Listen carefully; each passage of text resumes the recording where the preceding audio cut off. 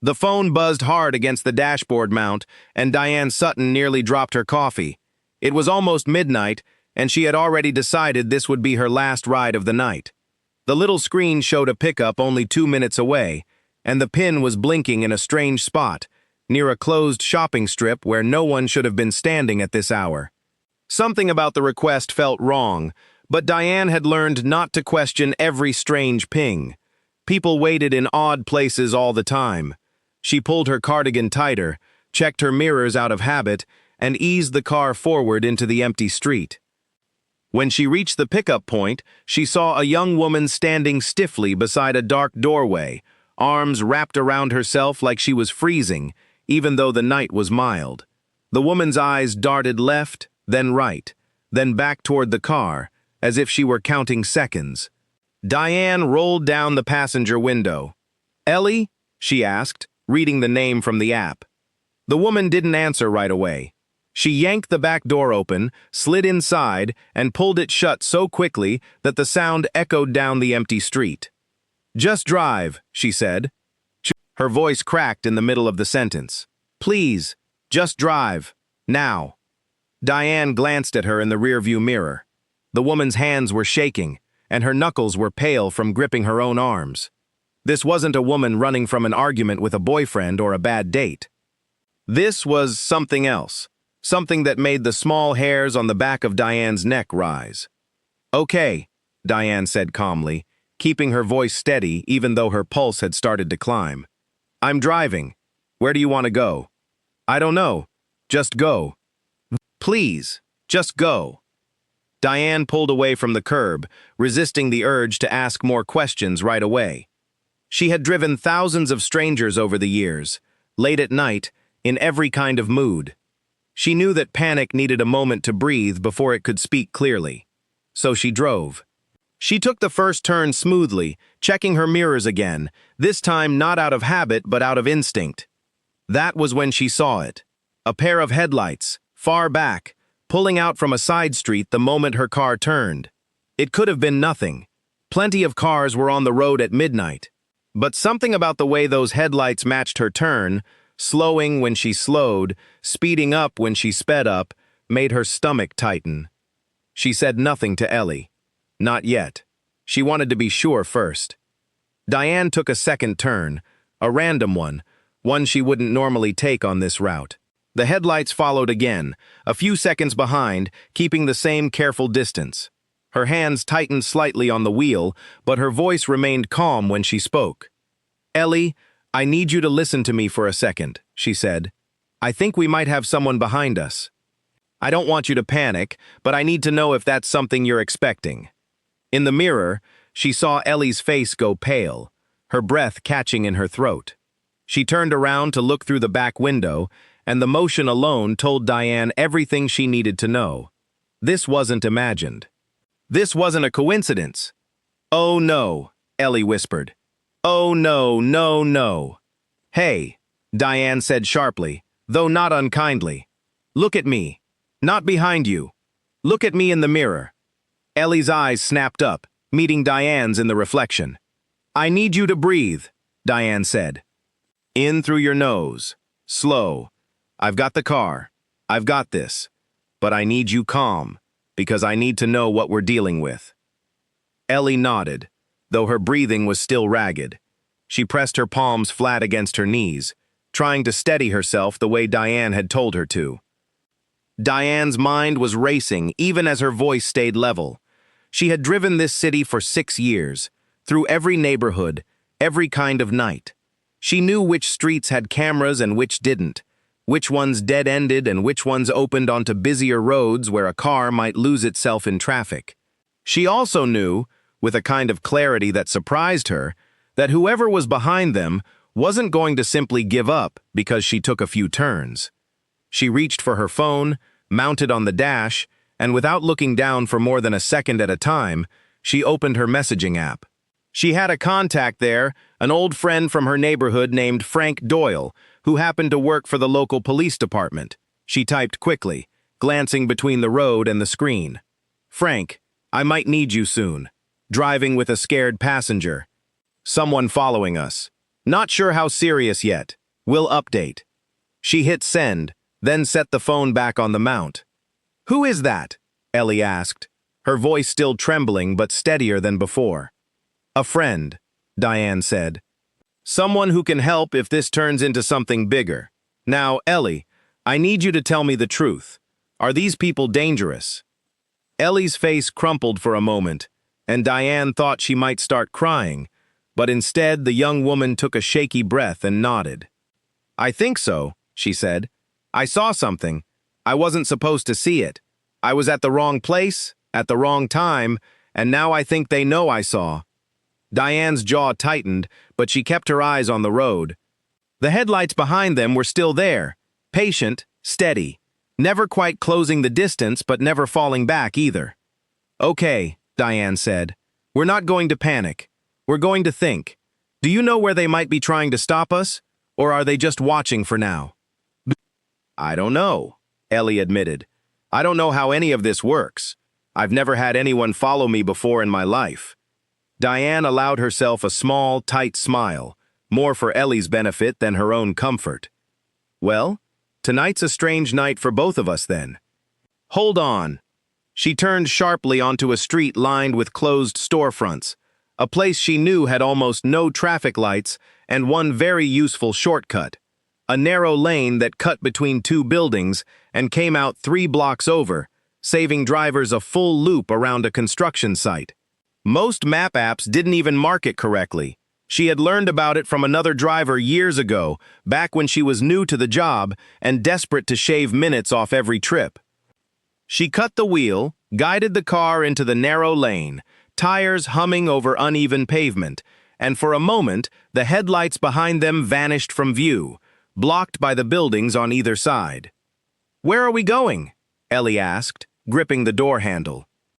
Somewhere they won't expect, Diane said. Just hold on.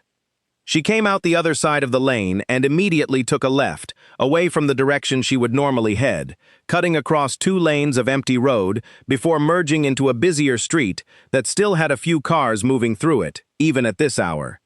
She watched her mirrors carefully. Seconds passed. No headlights appeared behind her. For the first time since Ellie had climbed into the car, Diane allowed herself a slow exhale. I think we lost them, she said. For now.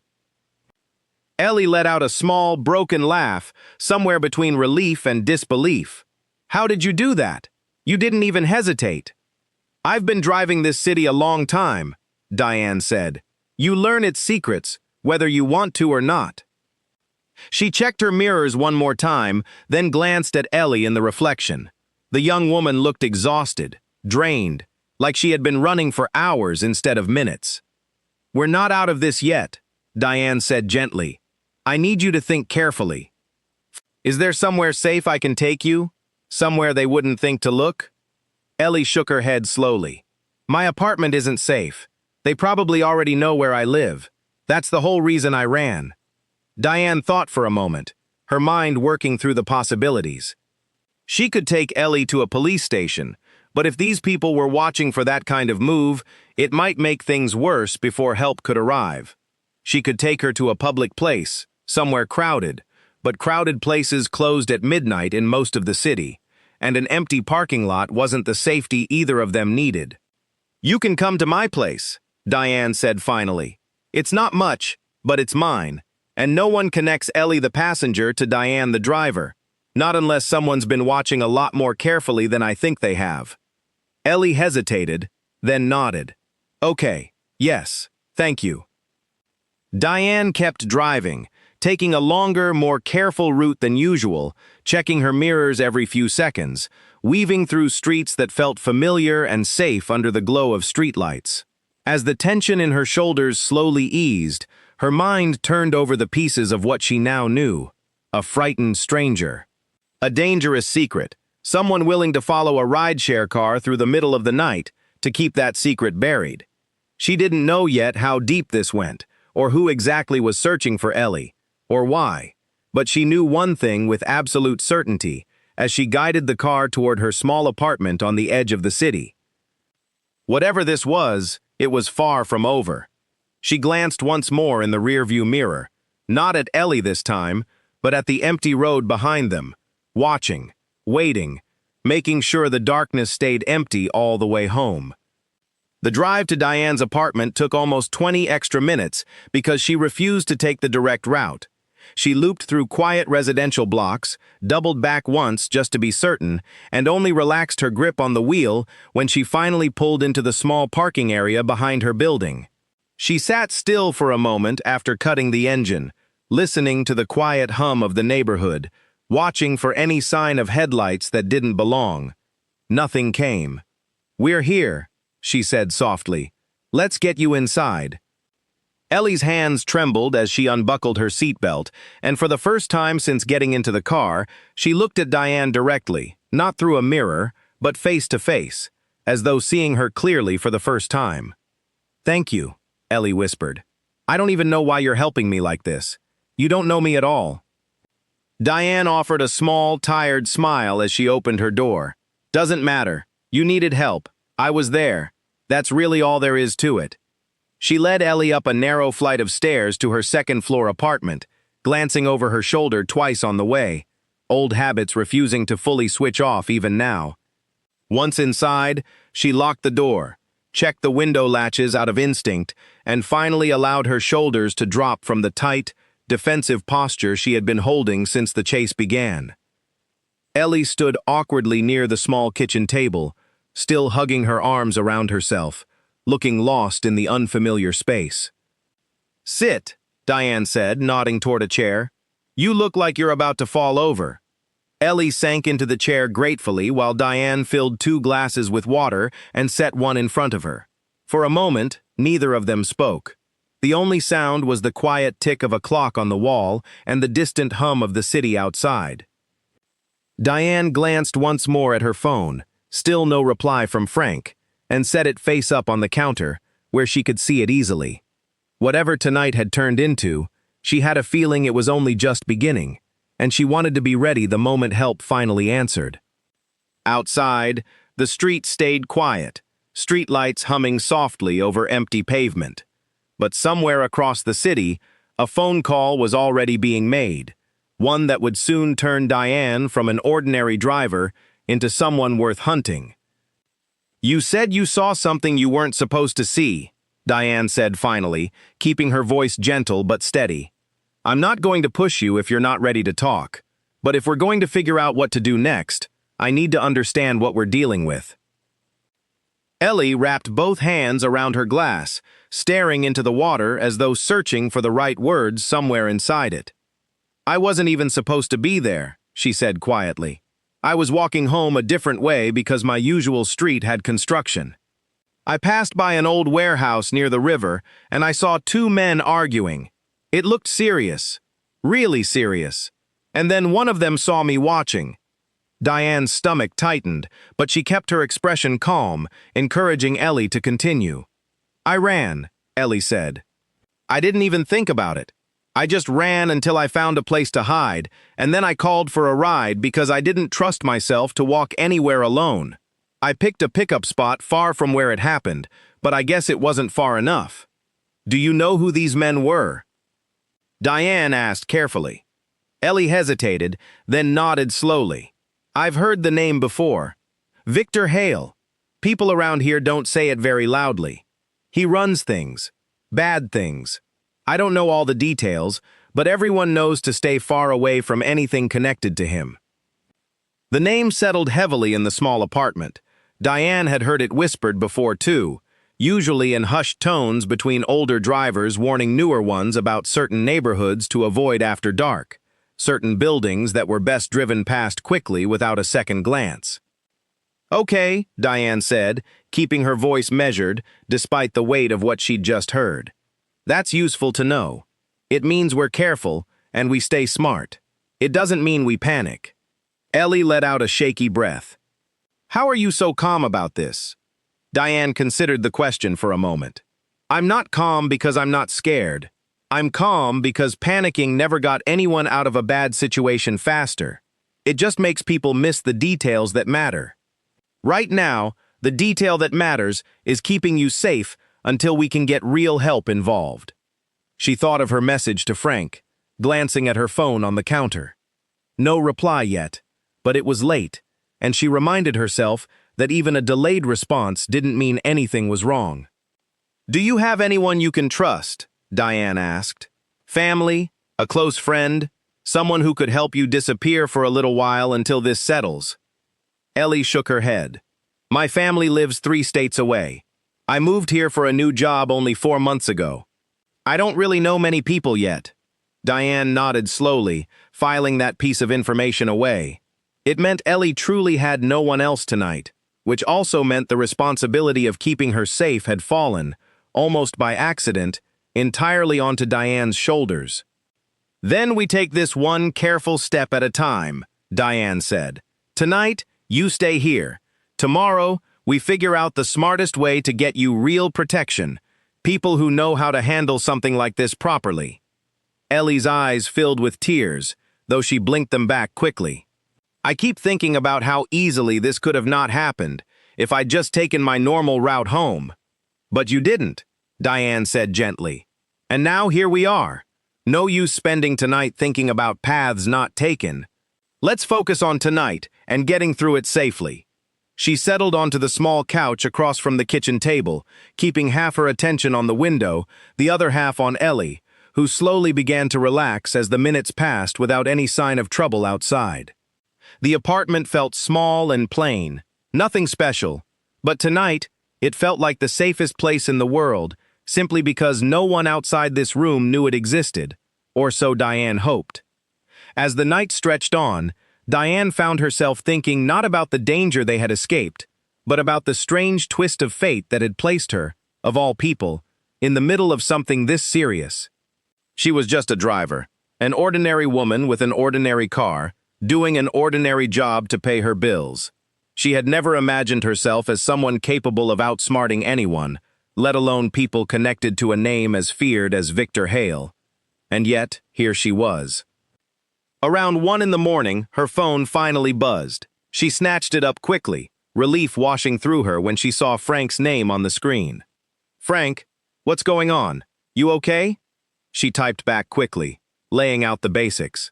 A frightened passenger, a pursuit through the streets, a name that made her stomach turn even as she typed it. She hesitated only a moment before adding the last part, the name Ellie had given her. Diane. She says it might be connected to someone called Victor Hale. She saw something she shouldn't have near the old warehouse by the river. The reply took longer this time. Diane watched the little dots appear and disappear twice before Frank's message finally came through. "Frank, that name is not something to joke about. Stay inside. Don't answer the door for anyone. I'm going to make some calls and see what I can find out through proper channels. Do not try to handle this alone. I mean it." Diane felt a small measure of comfort reading his words, though the warning inside them did nothing to ease the tightness in her chest. She set the phone down and looked over at Ellie, who had curled into the corner of the chair, eyes heavy with exhaustion but still wide with worry. "My friend is looking into it," Diane said. "He knows people who can actually do something about this the right way. For now, we just need to get through the night safely." Ellie nodded, though her hands still trembled slightly around the now empty glass. "Do you think they know it was your car? That picked me up?" Diane considered the question honestly, rather than offering empty comfort. "I don't know for certain, but rideshare pickups usually show a car and a driver name to whoever ordered the ride. If someone got close enough to see the vehicle, or if they have a way of tracing the app records, it's possible they could find out eventually. That's exactly why we're not staying complacent tonight, even here." She stood and moved to the window, peering carefully through a gap in the curtains at the quiet street below. Everything looked ordinary. Parked cars sat still under the orange glow of the streetlights. No one lingered on the sidewalk. No unfamiliar vehicle idled at the curb. Still, the careful habit of checking never quite eased its grip on her tonight. "We should probably think about moving again before morning," Diane said, turning back toward Ellie. "Not because anything's happened yet, but because staying in one place too long is exactly the kind of mistake that gets people found." Ellie's face paled slightly at the suggestion, but she nodded in agreement. Where would we even go? I have a cousin who lives about 40 minutes outside the city, Diane said, thinking quickly. She's got a spare room, and honestly, nobody connects me to her at all. Different last name, different side of the family entirely. It's not a permanent answer, but it buys us time until Frank can get real protection arranged. You'd really do that? Ellie asked quietly. Drive me somewhere else? In the middle of the night? Again? Diane offered a small, tired smile. I already drove you this far. Doesn't make much sense to stop being careful now. They spent the next half hour gathering what little Diane thought they might need. A spare phone charger, a bottle of water, an old jacket for Ellie since the night air outside had grown cooler. Diane moved through her small apartment with quiet efficiency, the same steady calm she had carried through the entire chase earlier that night, refusing to let fear slow her down or cloud her judgment. Before they left, her phone buzzed once more. Another message from Frank. Frank, talk to someone I trust. This is bigger than I expected. Be very careful. I'll meet you tomorrow morning, somewhere public, somewhere safe. Send me your location once you're settled tonight. Diane read the message twice, feeling the weight of Frank's words settle over her. Bigger than expected. She didn't ask him to elaborate over text, not wanting to risk anything sensitive sitting in a message thread, but the warning alone told her enough. Whatever Ellie had stumbled into, it wasn't a small, contained problem that would fade quietly by morning. We need to go, Diane said, tucking her phone into her pocket. Now, quietly and carefully. Ellie nodded, pulling the borrowed jacket tighter around herself as they moved toward the door. Diane paused with her hand on the lock, listening for a long moment to the silence of the hallway outside, before finally easing the door open and stepping out into the night once more. The drive to her cousin's house passed without incident, though Diane never fully relaxed, checking her mirrors constantly, taking a deliberately roundabout path even though no headlights appeared behind them this time. By the time they reached the small house on the edge of a quiet, tree-lined street, the first hints of gray light were beginning to touch the eastern sky. Diane's cousin, a woman named Grace, who worked overnight shifts at a local hospital, was surprised but welcoming when Diane explained, in careful, vague terms, that a friend needed a safe place to stay for a day or two. Grace didn't ask too many questions, the kind of easy trust that only exists between family who have long ago learned not to pry into each other's harder moments.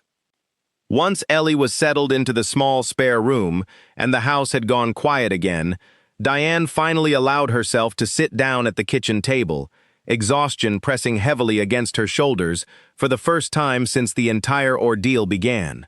She sent Frank the address, along with a brief message confirming they had arrived safely. She stared at her phone for a long moment afterward, thinking about the string of events that had brought her here.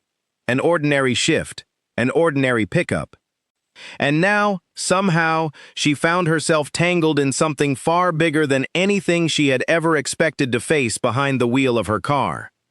She thought of Victor Hale's name, spoken so carefully, so fearfully, by a young woman who had done nothing wrong except witness the wrong thing at the wrong moment. Diane didn't know much about the man beyond rumors and hushed warnings, but she understood enough to know that people connected to that name did not simply let loose ends stay loose for long. She glanced toward the small guest room down the hall, where Ellie had finally, mercifully, fallen into an exhausted sleep. Diane made a quiet decision then, sitting alone at her cousin's kitchen table as the sun slowly began to rise outside. Whatever came next, whoever came looking, she wasn't going to let this frightened young woman face it alone. She just hoped that decision wouldn't cost her more than she was prepared to give. Outside, the city was waking up, delivery trucks rumbling down distant streets, early risers heading out for their morning routines, all of it carrying on exactly as it always had, unaware that somewhere across town, a dangerous man had just begun asking very pointed questions about a rideshare car that had vanished from view a little too cleanly the night before. Victor Hale sat behind a wide oak desk in the back office of a business he owned on paper. a quiet import company that served as little more than a convenient front for the parts of his life that never appeared in any official records. He was a tall man, silver at the temples, with the kind of calm, controlled voice that made the people around him nervous, precisely because he never needed to raise it. He preferred order. He preferred things to stay quiet, contained, and predictable. A witness slipping away into the night was neither quiet nor predictable, and that fact alone had kept him awake far later than usual. Two of his men stood near the door, waiting for instructions, both of them careful to keep their expressions neutral under his steady gaze. "Tell me again," Victor said, folding his hands calmly on the desk in front of him. "How exactly did a young woman simply disappear from a street corner while two of you were watching the area?" The taller of the two men, a broad-shouldered figure named Carl Briggs, shifted uncomfortably. "She got into a rideshare car before we could reach her. We followed, but the driver lost us." "Lost you," Victor repeated slowly, as though tasting the words to see if they held any truth worth keeping. "She took some kind of shortcut," Carl explained. "Through an alley we didn't know about. By the time we found our way around, the car was gone." Victor leaned back in his chair, considering this information with the same careful patience he applied to every problem in his life.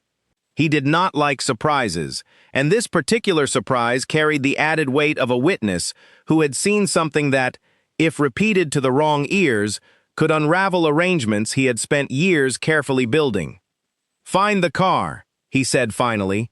"Every rideshare vehicle has a record, a license plate, a driver profile. Someone in this city can pull that information, quietly, without drawing attention. I want to know who was driving that car, and I want to know where they went." Carl nodded quickly. "I'll have someone look into it tonight." "Not just tonight," Victor said, his voice hardening slightly. "This isn't a small inconvenience, Carl. This is a loose thread, and loose threads have a way of unraveling entire arrangements if left alone too long. I want this handled quietly, and I want it handled soon." The two men left the office, and Victor remained seated at his desk for a long while afterward, staring at nothing in particular, turning the problem over carefully in his mind. He had built his position through patience and precision, through never allowing small mistakes to grow into larger ones. A frightened witness was a manageable problem. A witness who had already managed to escape once, aided by someone clever enough to shake off two experienced men through unfamiliar streets, was a different kind of problem entirely. He found himself curious, in a detached, analytical way, about who exactly had been behind the wheel of that car. Someone who knew the city intimately. Someone who reacted quickly, decisively, without panic. In his line of work, people who displayed those qualities were rarely as harmless as they first appeared. By the following afternoon, Carl returned to the office with a folder in hand, setting it carefully on the desk in front of Victor. "We got the driver's information," Carl said. "Name's Diane Sutton. Been driving for about 6 years. No criminal record, nothing unusual in her background. Lives alone, works regular shifts, mostly nights." Victor opened the folder and studied the printed photo clipped to the top page. A simple driver's license image showing an ordinary-looking woman in her late 30s, unremarkable in every visible way. Nothing about the image suggested the kind of calculated evasion that had cost his men their target the night before. "This is the woman who lost you?" he asked, glancing up at Carl with faint skepticism. "That's what the records show," Carl confirmed. "Car matches, timing matches. It's her." Victor studied the photo a moment longer, turning the puzzle over in his mind. An ordinary driver, with no history suggesting any kind of training or connection to anything beyond the everyday routine of picking up strangers and delivering them safely to their destinations. And yet, somehow, this same ordinary woman had outmaneuvered two of his men through streets she apparently knew better than they did. It didn't fit neatly into the picture he had expected, and Victor Hale did not like puzzles that refused to fit neatly. "There's something more here," he said slowly. An ordinary driver doesn't simply happen to know a shortcut precise enough to lose a tail in under a minute. Either she's far more careful than her file suggests, or someone else is involved, someone helping from behind the scenes. Carl frowned. You think she's connected to someone? I think, Victor said carefully, that we shouldn't assume anything about this woman until we understand her better. If she's simply a clever driver with good instincts, then dealing with her will be simple enough. But if she has connections we don't yet know about, connections that helped orchestrate that disappearance so cleanly, then we need to know that before we approach her directly. He closed the folder, tapping it once against the desk as he considered his next move. Watch her, he said finally, quietly. I want to know her patterns, her routines, who she talks to, where she goes. If she's hiding our witness somewhere, I want to know exactly where before we make any move. And Carl, this time, don't underestimate her. Clearly that was a mistake last night. Carl nodded and left the office once more, leaving Victor alone with his thoughts. He found himself, against his usual instincts, forming an image in his mind of this driver, this Diane Sutton, as something more calculating than her ordinary appearance suggested. Perhaps a former investigator, perhaps someone with connections to law enforcement that hadn't yet surfaced in the background, check his people had pulled. Perhaps simply someone far sharper than her quiet, unremarkable life led on. Whatever the truth turned out to be, Victor had learned long ago never to underestimate anyone who managed to outmaneuver him, even once. The city was full of people who thought themselves invisible, ordinary, unremarkable, right up until the moment they proved themselves to be exactly the opposite. Over the following day, Victor's men worked quietly, pulling together whatever information they could find. They learned Diane's regular driving hours, the streets she frequented most often, the small apartment where she lived alone. They noted the visit to a house on the edge of the city, a property registered to a woman named Grace, listed in public records as a distant relative. They watched from a careful distance, never approaching directly, simply gathering pieces of a picture that Victor intended to study carefully before deciding on his next move. What they didn't find, no matter how carefully they searched, was any confirmation of the theory Victor had begun to form. No hidden connections to law enforcement. No history suggesting any kind of specialized training. No evidence at all beyond the simple, undeniable fact that this ordinary rideshare driver had, through nothing more than sharp instincts and careful thinking, managed to protect a frightened stranger from two of his most experienced men. This absence of explanation troubled Victor more than any clear answer would have. He preferred enemies he could categorize, understand, and predict. A truly ordinary woman who simply happened to be clever enough to outmaneuver trained men didn't fit comfortably into any category he was accustomed to dealing with, and that discomfort, more than anything else, convinced him that Diane Sutton deserved far more caution and attention than her unremarkable file suggested. Bring her in for a conversation, Victor said finally, once his men had gathered everything they could find. Not a confrontation, a conversation. I want to understand exactly who we're dealing with before we decide what to do about the witness she's protecting. Carl hesitated slightly before responding. And if she doesn't cooperate? Victor's expression remained calm, unreadable. Everyone cooperates, Carl. It's simply a matter of finding the right approach. Given what we've seen so far, I suspect approaching this particular woman with obvious threats would accomplish very little beyond confirming that we underestimated her a second time. We'll need to be smarter than that. Carl nodded slowly, though uncertainty remained visible in his expression as he considered the task ahead. Victor, for his part, allowed himself a small, thin smile, the first genuine amusement he'd felt since this entire situation began. An ordinary driver, hiding a frightened witness, clever enough to slip away cleanly through unfamiliar streets. Whoever she truly was beneath that quiet, unremarkable surface, Victor found himself almost looking forward to finally meeting her directly. He simply hoped, for her sake as much as his own curiosity, that she understood exactly how dangerous it was to have drawn his attention this completely. Meanwhile, entirely unaware of the careful, patient surveillance now surrounding her ordinary life, Diane continued her routine as best she could, driving her usual hours, checking in regularly with Ellie at Grace's quiet house, and waiting anxiously for Frank to arrange the proper protection he had promised. She had no way of knowing that even now, somewhere across the city, a careful, calculating man was studying her picture, weighing her actions, and slowly deciding that she had become far more interesting and far more dangerous in his eyes than any ordinary rideshare driver had any right to be. 2 days after the chase through the midnight streets, Diane finished an ordinary afternoon shift, dropping off her final passenger near the edge of downtown before heading toward a small diner where she usually stopped for a late lunch. She had spoken with Frank that morning, learning that he had connected with a colleague who specialized in cases involving organized threats, someone who could help arrange proper protection for Ellie once the right paperwork and precautions were finalized.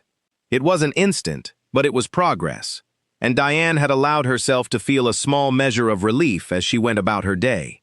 That relief evaporated the moment she stepped out of her car in the diner's parking lot and noticed 2 men leaning casually against a dark sedan parked 2 spaces away, watching her with an attention that felt anything but casual.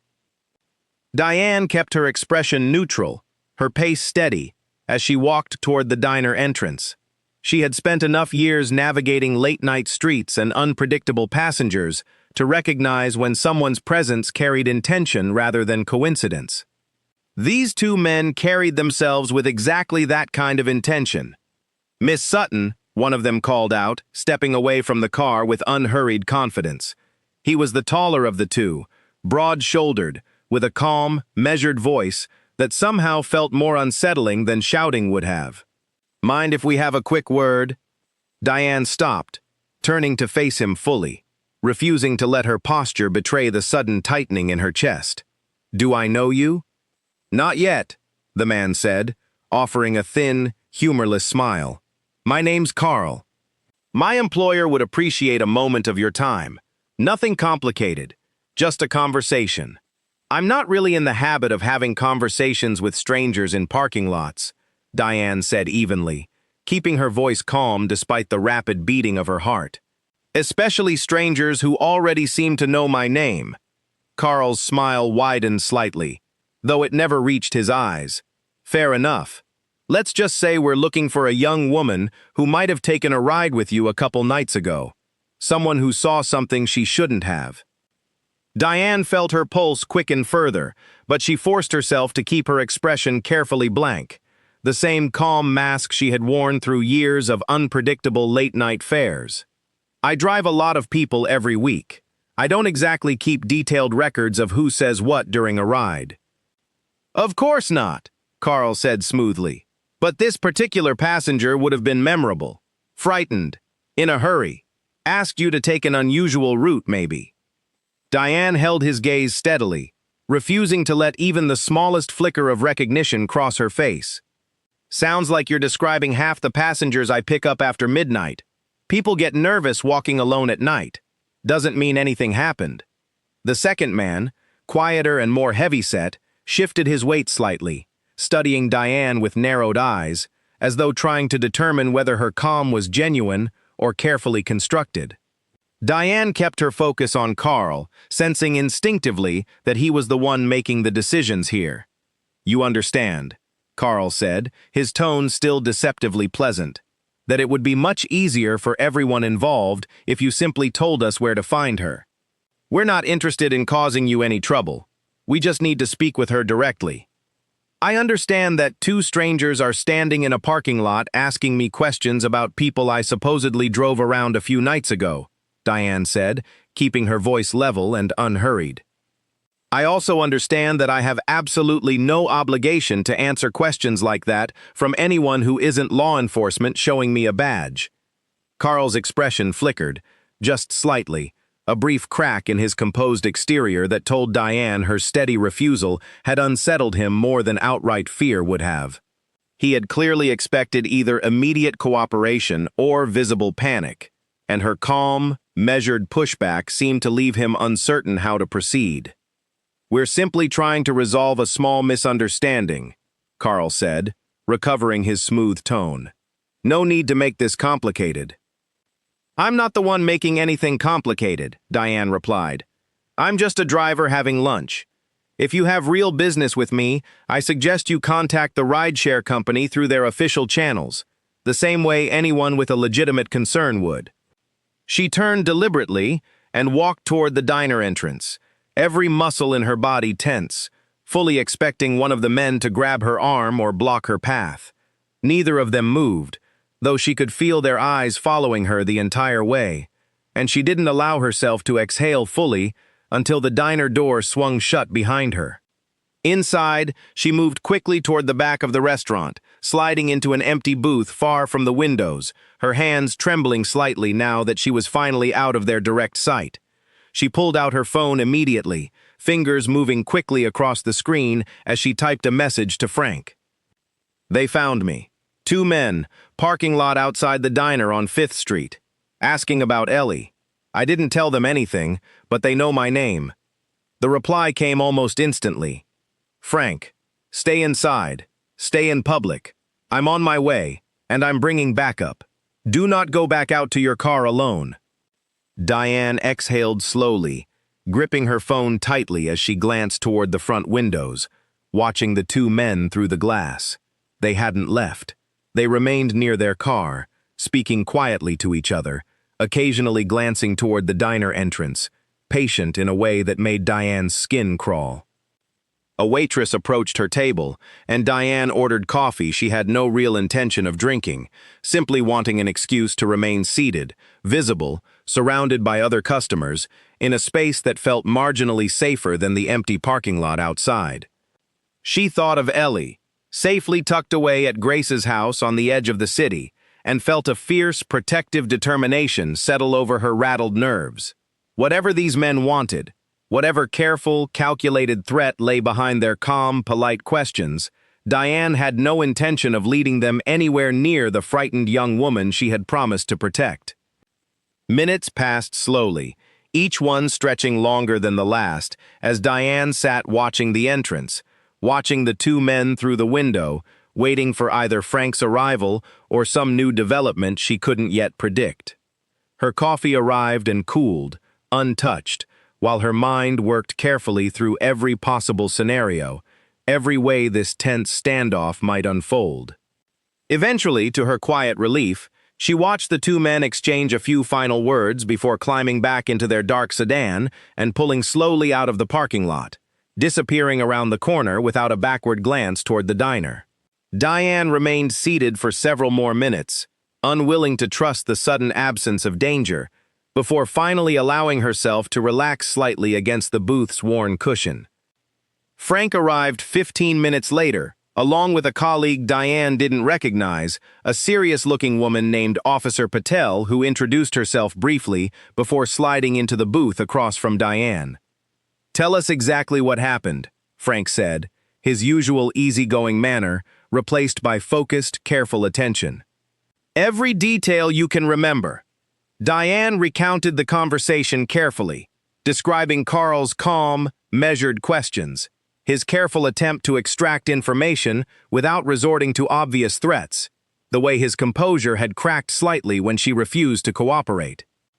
Officer Patel listened intently, occasionally jotting brief notes as Diane spoke. When Diane finished, the officer exchanged a meaningful glance with Frank before speaking directly to Diane for the first time. "You handled that better than most people would have," she said. Staying calm, refusing to confirm anything, moving into a public space immediately. That likely bought you and your friend more time than you realize. "What happens now?" Diane asked, her voice steadier than she felt. "Now," Officer Patel said, "we move quickly. We've been building a case around certain activities connected to the name your friend mentioned for some time now, but we've lacked a direct witness willing and able to provide the kind of detail we need to move forward properly. If Ellie is willing to cooperate formally, and if we can keep both of you safe in the meantime, this could be the opportunity we've needed." Diane felt a complicated mixture of relief and renewed anxiety at those words. Relief, because it meant real, organized help was finally within reach. Anxiety, because it meant the danger surrounding them was far from finished, and the coming days would likely test her courage even further than the events of the past 2 nights already had. "What do you need from us?" Diane asked. "For now," Frank said gently, "we need you to trust the process. We're going to move Ellie somewhere more secure tonight, somewhere professionally protected. We're also going to need to speak with you further, get your account on official record, and likely arrange some protection for you as well, given that they now know your identity." Diane nodded slowly, absorbing the weight of everything unfolding around her. 2 days ago, she had been an ordinary driver, finishing an ordinary shift. Now she found herself sitting across from police officers, discussing witness protection and organized crime investigations. Her quiet, unremarkable life suddenly tangled irreversibly into something far larger than she ever could have anticipated. Yet despite the fear still coiled tightly in her chest, Diane felt something else settle alongside it. A quiet, steady resolve that had carried her through every difficult moment since Ellie first climbed into her back seat 2 nights earlier. She had made a choice that night, almost without thinking, to help a frightened stranger rather than turn away. Now, faced with the full weight of what that choice had set into motion, she found she still didn't regret it, not even slightly. "Let's get this handled properly then," Diane said, meeting Officer Patel's steady gaze directly. "Tell me what you need me to do." Outside the diner, the afternoon continued on as though nothing unusual had happened. Cars moving steadily along 5th Street, pedestrians going about their ordinary business. All of it entirely unaware of the quiet, careful conversation unfolding inside. One that would, within days, finally begin closing in on the dangerous man who had underestimated an ordinary driver far too completely. Over the following week, Diane's ordinary life folded itself carefully around an extraordinary new routine. She continued driving during the day, careful to vary her hours and routes at Officer Patel's suggestion, while evenings became filled with quiet meetings, detailed statements, and careful planning sessions with investigators who were, piece by piece, building a case that stretched far beyond the single frightened night Ellie had spent hiding in the back of Diane's car. Ellie herself had been moved to a secure location outside the city, guided by professionals trained specifically to protect witnesses through exactly this kind of dangerous situation. Diane spoke with her occasionally through carefully monitored calls, always brief, always cautious, but enough to know that Ellie remained safe, and slowly, steadily, growing more confident about the choice she had made to cooperate fully with the investigation. "They keep telling me this could take him down completely," Ellie said during one such call, her voice carrying a mixture of nervous hope and lingering fear. "Not just the warehouse incident. Years of things, apparently." "That's good," Diane said gently. "That's exactly what needs to happen." "I keep thinking about that night," Ellie admitted quietly. "How different everything would be if you hadn't picked me up, if anyone else had answered that ride." Diane considered the thought for a moment before responding. "Maybe, but someone did answer, and that someone was me. No use dwelling on the paths not taken. Let's just focus on getting through what's ahead."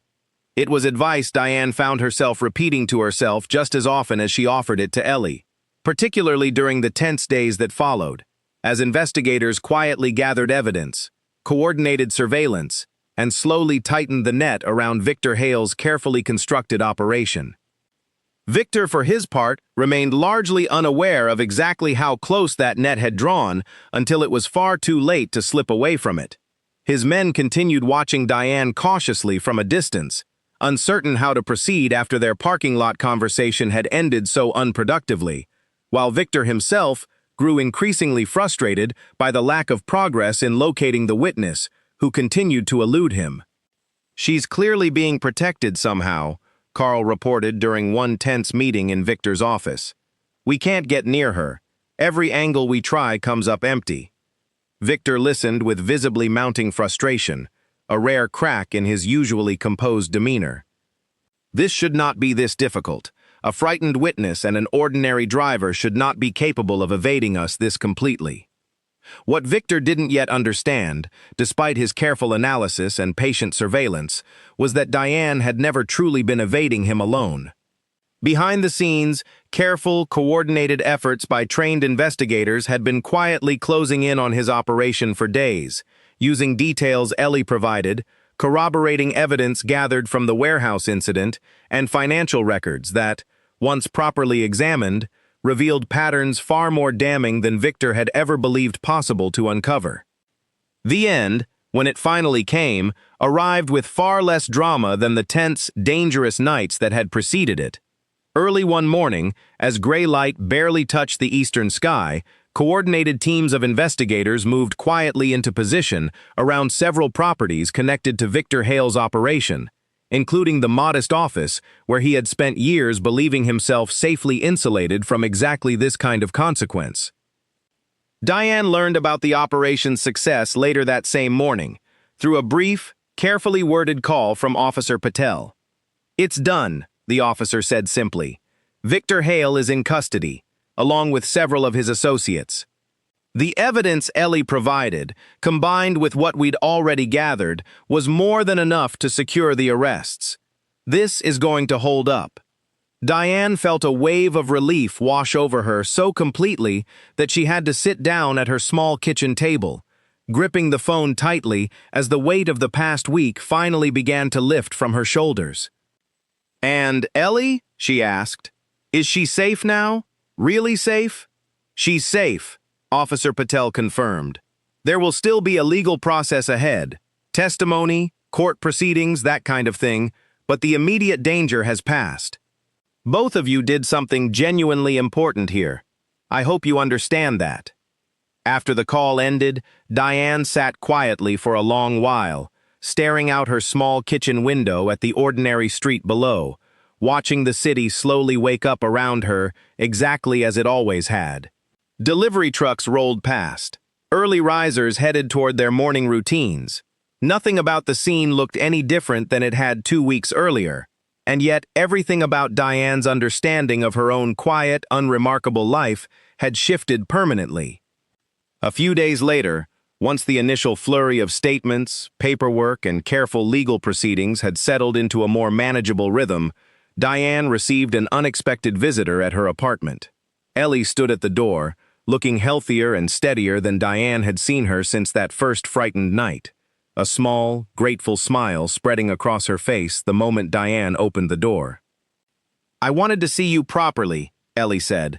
"Not through a phone call, not in the middle of some emergency, just to say thank you, properly." Diane stepped aside, welcoming her in with genuine warmth. "You didn't have to come all this way for that." "Yes, I did," Ellie said firmly, settling into the same kitchen chair she had first collapsed into weeks earlier, though her posture now carried none of the earlier terror. "You didn't know me at all. You had no reason to help me the way you did. Most people would have just called the police and let them handle it from a distance. You didn't do that. You got involved, personally, and you kept getting involved, even when it clearly put you at risk too." Diane considered the observation for a moment before responding honestly. "I think most people would have done the same thing, given the chance. You were scared, and you needed help. That's really all it ever was for me." "I don't think that's true," Ellie said, shaking her head slightly. "I think a lot of people would have hesitated, would have talked themselves out of getting too involved. You didn't hesitate.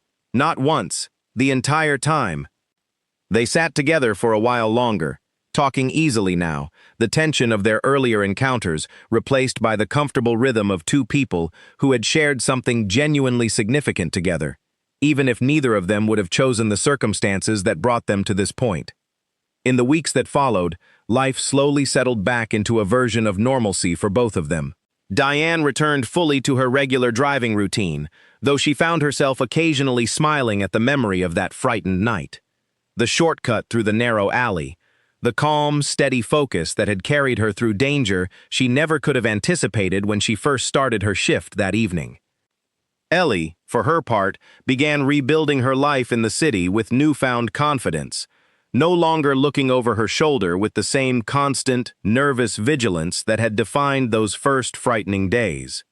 The friendship that had formed between them, forged unexpectedly in the middle of genuine danger, continued steadily. Occasional dinners together, quiet check-ins, the kind of bond that develops between people who have truly relied on each other when it mattered most. Victor Hale's case moved slowly through the legal system in the months that followed. The evidence gathered, proving thorough enough to ensure the process, while lengthy, remained firmly on track toward genuine accountability. Diane occasionally received updates through Officer Patel, brief confirmations that the case continued progressing exactly as it should, each update settling a little more of the lingering unease she still carried from those tense, uncertain nights. Late one evening, months after everything had finally settled, Diane found herself driving her usual route through familiar streets, the city humming quietly around her exactly as it always had. She thought back, as she sometimes did during quiet stretches of her shift, to that strange, frightening night that had upended her ordinary life so completely, if only for a short while. She had been, in every visible way, an unremarkable woman, doing an unremarkable job. And yet, when the moment had called for it, she had found within herself a courage and clarity she never fully knew she possessed. She hadn't needed to be anything other than exactly who she already was, careful, steady, and unwilling to turn away from someone who genuinely needed help. As her phone buzzed softly with the next ride request, Diane glanced at the screen, checked her mirrors out of familiar habit, and pulled her car forward into the quiet evening streets, ready, as always, for whatever the night might bring.